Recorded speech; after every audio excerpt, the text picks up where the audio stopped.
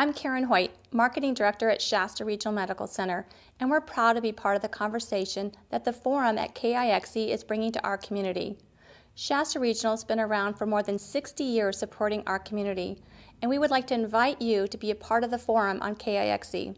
Together, we can support the community that gives us back so much. Thank you.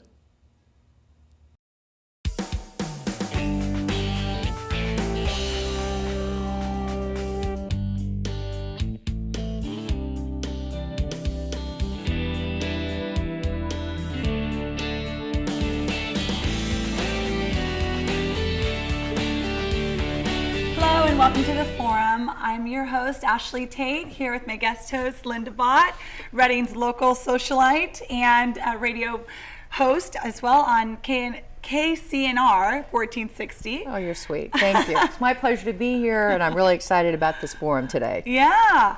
We're also here with our guest, Christian Taylor, who is the CEO and co-founder of ARC Solutions, ARC Water Solutions. Is that better? There you go. Okay. And so we'll be talking with him today about the amazing things he's doing in Africa. So all the way from Redding to Africa. Let's get going. I want to hear all about this. Yeah. So kind of give us a little bit of your background and how you got started. Let's hear some of that. Yeah, well, I grew up in a business family in agriculture, and I'm a fourth generation agricultural entrepreneur. Wow. And so I was introduced into that world, grew up in the business world, and was really introduced to poverty in the midst of agriculture. A lot of our growing is down in South America, Central America, and so with agricultural production comes a class that largely lives in poverty, and so just my heart was really developed in those stages, and really wanted to use what I was taught and the family that I was born into to be able to really impact the world for good. And that's what ultimately led me to doing what I'm doing now. Well, your bio here says that your vision is waterborne disease eliminated in conflict zones. Yes. Can you elaborate on that? Yeah, well, there's a lot of really great organizations out there that are working on water solutions in the developing world, in countries where there isn't conflict going on. So roughly about 783 million people in the world today still don't have access to clean water, and 160 million of those live in conflict zones. So about 20% of the total population that doesn't have access to clean water is in conflict zones. And most organizations will not go there for security reasons, really good security reasons. Right. And so what we decided to do was to build an organization devoted explicitly to work in conflict zones and address the needs of these most marginalized people that really aren't being addressed. And so it's not as if, you're sending someone else in there to go and build these things. I mean, you and your co-founder are flying over there, getting the tickets, flying over and going into these conflict zones to make this work. So, tell us a little bit about how, your first experience even, and how that was when you went over there for the first time. Yeah, definitely. So we're working right now in Somalia, is where our primary focus is. Right. And Somalia it's a crazy place. I like to call it the wild, wild east. And my first time going there definitely was a bit nerve-wracking. Suicide bombings are common. There's a group there called Al-Shabaab who's one of their primary goals is killing Westerners, Americans especially. Wow. You have to worry about Somali pirates and kidnappings with ransom. So there's a lot to consider in the midst of trying to do a sustainable water project, which is challenging enough in and of itself. Now, I hate to kind of go back here, but I know you're an adult, but did your parents have any issue with you going into this conflict zone and just deciding, hey, we're going to bring them water? Yeah. Did they have any qualms about that, or? Yeah, my parents are great, and they've been really great in this progress. Obviously, yes, I am an adult, and I am making decisions myself, but definitely it's something to consider, and something that I've had to have those conversations with not only my parents, but the rest of my family as well, because there is significant risk when you talk about any time you enter these places. You are significantly upping your risk. Right. And my parents do really trust me, and ultimately have really, in a sense, just surrendered and trusted me in my life to God, and believe, that there's a greater purpose to my life, and that it's important that I live it. Right. The first thing that came to my mind was that the fact of what you must have to have in the deepest part of your soul and your family is faith, and that you can tell that through what you're doing is faith-based. And I will share with you that my husband was in the Marines for 30 years and served and did time in Somalia. In Somalia. Yeah. And he'll say of all the places that were probably the worst conditions, Right. the first thing that comes from his mouth is Somalia. Wow. Yeah. So there you go. It takes somebody complete bravery to be Yes. able to take your mission and to help water solutions. Right. What does ARC stand for? ARC. We're kind of going through the midst of a name change at the moment. It originally started from our original vision, which was Association of Restorative Companies. And really what's happened over time, and as we've built the organization, is it's become more and more focused. And some of the best advice that we've gotten along the way from our board and other people that are speaking into the organization is to have a clear focus. And as we've grown, as we've learned, we've just decided to really focus. And what we do is waterborne disease in conflict zones, and just want to get really, really good at that aspect. And you have something that's part of your program. It's called WASH. Mm-hmm. And can you tell us a little bit about that? Because water really, I feel like the whole purpose of your going waterborne is because so many things can be improved by just having water, clean water. Yeah. And so tell the viewers as well, what does WASH stand for? Yeah, WASH stands for, it's an acronym, water, sanitation, and hygiene. And there's, you mentioned there's different strategies to achieve the elimination of waterborne disease. And one of the big strategies is creating clean water access. So if you don't have clean water to drink, and you have to drink water, anything you're drinking is going to be, contaminated and thus make you sick. But beyond that, there's a lot of just behavioral practices that we take for granted in everyday life. We wash our hands with soap and water. We know what a germ is, and how even if you can't see it, it's real. These are things that they've never learned in Somalia. And so part of it is, we have an educational training program that educates children and adults and mothers in basic practices that can really affect the health of the community.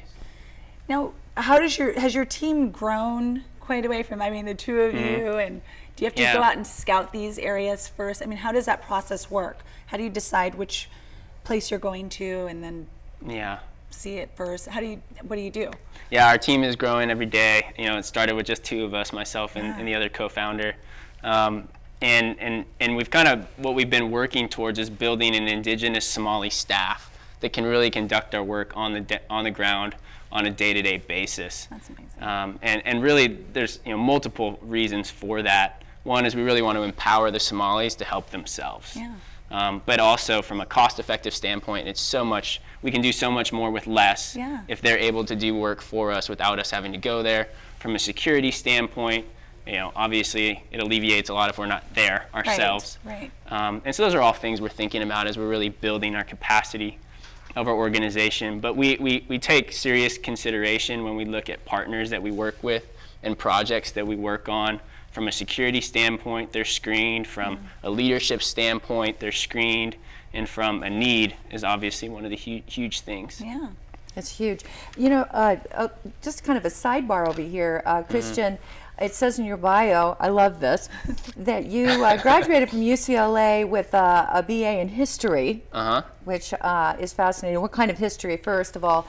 And then that you were captain of the Bruins football team. I was. It feels like a lifetime ago now, but not that long ago. Yeah. So what'd you play? I played middle linebacker. So I was on the defensive side of the ball. It was an amazing experience. I loved my time at UCLA. Great school, obviously. Got a great degree, great education. But also playing on the football team was one of the highlights. And it took a significant amount of time, but I had such a fun time, playing with players from all around the country, so many different backgrounds, And really, I mean, that was one of the best ways I've learned to lead is you take these people from, you know, country boys and from the inner city and everywhere, every walk of life, very strong personalities, and how do we work together towards a common goal? Challenging, but very, very fun as well. Rewarding. Yeah, Yes. which translates right into ARC, Exactly. because that's what you're doing. I mean, you're taking people from all different areas and you're bringing them together to make this project work. Exactly. Essentially what you're doing to win games as well, Yeah. as a captain. We're trying to win a game here. That's right, that's right. Exactly. I mean, it's just such a powerful, mission that you're trying to accomplish here. I mean, I think we all tend to put that in the back of our minds that happens. Unfortunate to say. I mean, and so if someone wanted to support you, how could they do that? I mean, it's a big goal and it's a big mission, but together A maybe we website can to donate money towards. Or Yeah, we have a website. It's www.ilovearc, arc.org. And on there we have a give page, /give. And you can give online or you can send in a check. Our address is on the website.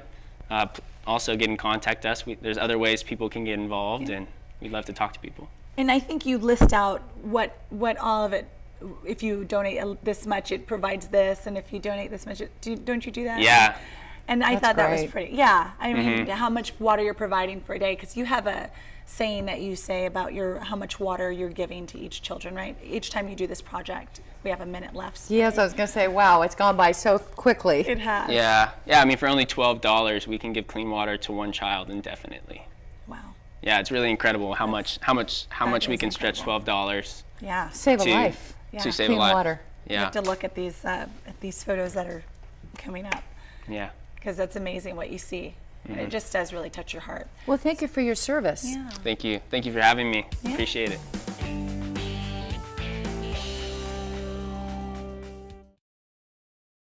Hi, we're back on the forum with Linda Bott again, and we're here with Glenda Lee Hoffman. Yeah. And Glenda Lee is one full name. And we're also here with Rosemary Quinn, and you guys are both longtime board members and past presidents, is that correct? Yes, of the Chico Women's Club. Yes, I love it. And I hear the Chico Women's Club is also having a 100th Yes. anniversary, is that correct? This is our 100-year anniversary. Wow. We chartered as the Chico Art Club in 1913. Annie Bidwell was one of our charter members. Wow. And the women of the Chico Art Club fundraised for 20 years. They met in each other's houses and they made their $5,236, which allowed them to build the building. So it's a historic landmark in Chico on the corner of 3rd and Pine Street. And the minute the building was completed in 1933, the piano was put on the stage. And it's a Steinway, it's a 1911 Steinway grand piano. It was first loaned to us by the Chico Music Club, and then we later purchased it for $275.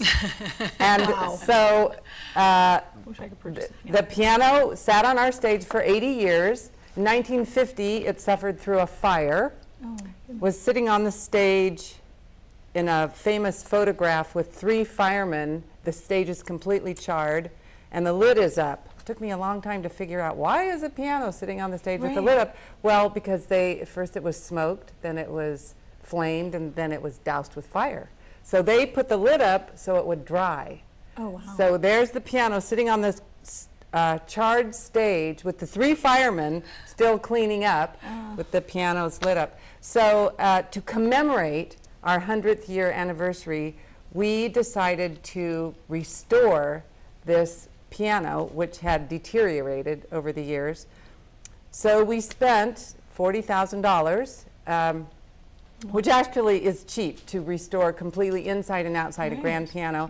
It was done by a local piano restorer, local in that he's from California. His name's Dale Irwin. He's from Modesto.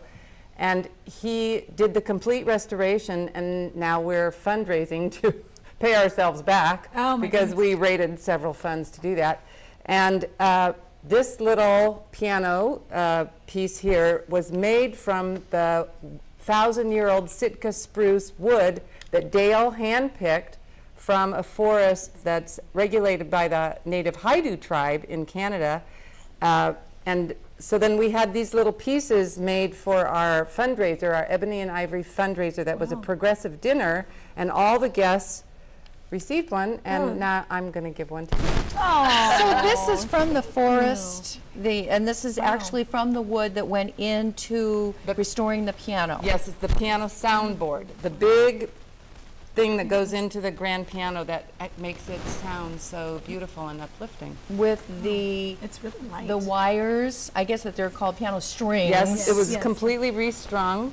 My goodness. But everything in the piano was completely restored to its original 1911 condition, including the brass hinges on the piano hinge itself and the hinges that go in on the interior. This was all pointed out to me by a piano specialist because I didn't know. And on our website, there's a nice video. Yes. That's like just 5 minutes long that takes you inside the workings of the piano. It's a wonderful way to introduce children to music and to this heritage that we've restored for our second 100 years. Yes. Well, tell us a little bit about the actual Chico Women's Club. So, I mean, what do you guys actually do now? I mean, I know you started out as an art club, but now what do you do? Tell us a little bit about that. It's pretty amazing. Well, we continue to support the arts. And in fact, just last weekend, we had a performance convergence that supports local singer-songwriters to get up in front of people. We had a 12-year-old who just won the local idol competition. Oh, wow. She looked like a 17-year-old. She had so much poise and presence and skill.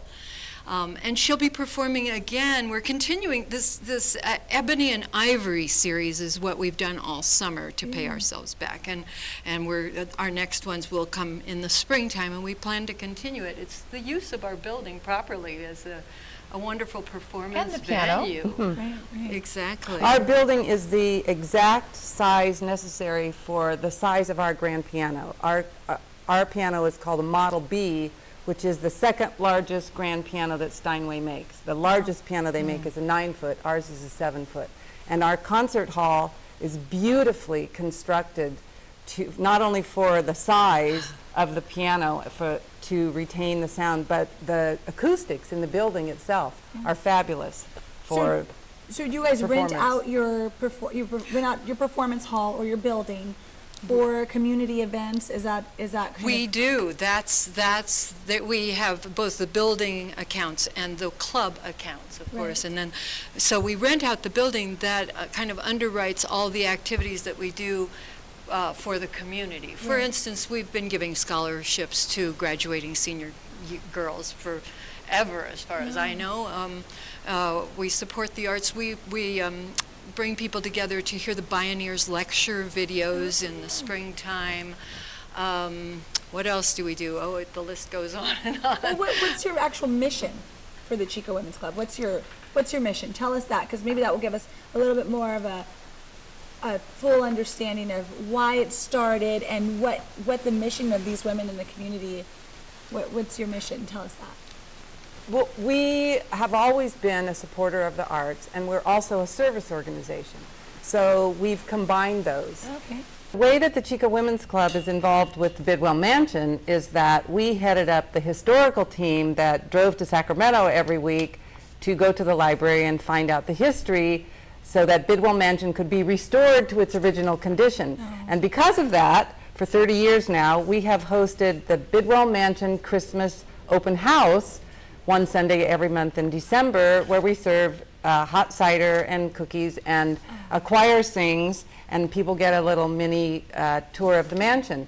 And as Rosemary reminded me a few minutes ago, John Bidwell was the only candidate for president who ran on the suffragist ticket. Is that right? Not quite accurate, but he was the only suffrage candidate for President of the United States. Oh, wow. Ever. It was in the Ever, 1890s, and Susan B. Anthony was a really good friend of the Bidwells, stayed in the mansion, and was actually present for the dedication of Bidwell Park in yes. 1905. There's just so much history associated with you guys. I mean, it's kind of amazing. It is.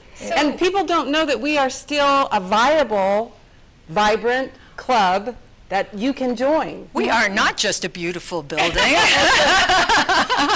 long have you been members? Let's talk a little bit about, we have a few minutes left here. Let's start with you, Rosemary. Let's talk about how long, what got you involved personally? I heard that the older ladies of the club were working they didn't know how to carry it on into the future because their numbers were dwindling down. And this was more than 10 years ago, to answer your first question. And I showed up one day and I said, I think you need a membership drive. So we had a membership drive and brought in the 50 and 60-year-old to replace the elders. And now we're looking for the 40-year-olds to come and join us as well. It's always a really intergenerational. Our performance recently had the youngest member on our stage was 9 years old, and the oldest was 77. And we had 23 students from Chico State performing in 2 groups. And so we like to reweave the social fabric of our culture and help carry the arts into the future in spite of the budget cuts, etc. For instance, in the 50s, there were more than 200 members, up somewhere 252. All the names in the yearbook are listed by Mrs. John White or Mrs. Allen. Their husbands. Yes. None of the women used their own names. That's the history that we've come from. Yeah. And most of us don't even recognize this history or remember it. But I need to add that in spite of that fact, the club movement was actually a progressive outcome of the suffrage movement. It was after women had gotten the right to go to college and they were coming out. They needed a place to give and to learn how to be public speakers and to give back to their communities. So we're really carrying on a progressive tradition. Right. And it was a thing even though they did have that conservative white glove and hat kind of a thing, they were still looking to do good for and nurturing each other. Exactly. Which is what a lot of, a Women's lot of clubs. groups, those groups are sometimes missing. That you're there to nurture each other, to and be in better fact, our upcoming focus yes. is going to be on tabletop networking events. Oh. Every other month, we will have a group at the club to simply network their, Rosemary calls them mini businesses. Micro businesses, I call them. Like massage Yeah. therapists and healing therapists of some kind. And yoga artists workers, of all That's kinds. amazing. They all because come together, Hearing from your target demographic, Yes. which is women, and we never have a problem giving our opinions. So Well, and this is how we nurture each other. This Exactly. is what women love to do. We like to talk. That's right. And We it's do like to talk. We chew on it.